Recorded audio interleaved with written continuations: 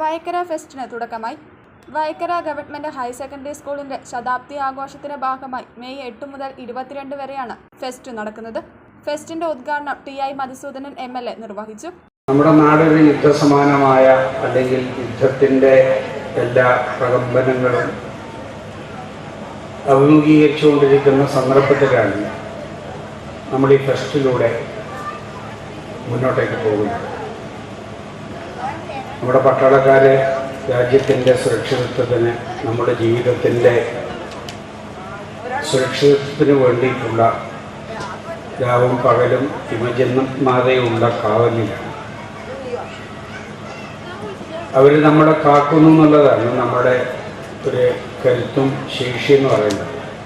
എന്തുകൊണ്ട് ഫെസ്റ്റ് പ്രസക്തമാകുന്നു?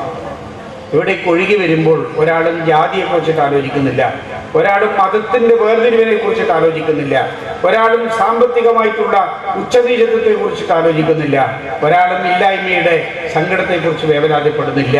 വരുന്ന 2 ആഴ്ച ഈ നാടിന് വെളിച്ചമായിട്ട് മാറും എന്ന വലിയ പ്രതീക്ഷ നിങ്ങളുടെ മുന്നിലെല്ലാം സമർപ്പിച്ചുകൊണ്ട് വൈക്കര ഗവൺമെൻറ് ഹയർ സെക്കൻഡറി സ്കൂളിൻ്റെ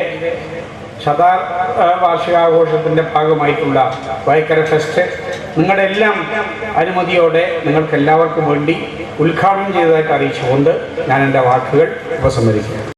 ആഘോഷ committee chairman PN Manoj Kumar അധ്യക്ഷനായി. പെരിങ്ങ വൈക്കര പഞ്ചായത്ത് വൈസ് പ്രസിഡന്റ് ബിന്ദു രാജൻകുട്ടി, പഞ്ചായത്ത് അംഗങ്ങളായ T. Sugandhi, Pushpa Mohan, R. Radhamani, KP Abhishek, school principal MD Anilkumar തുടങ്ങിയവർ സംസാരിച്ചു.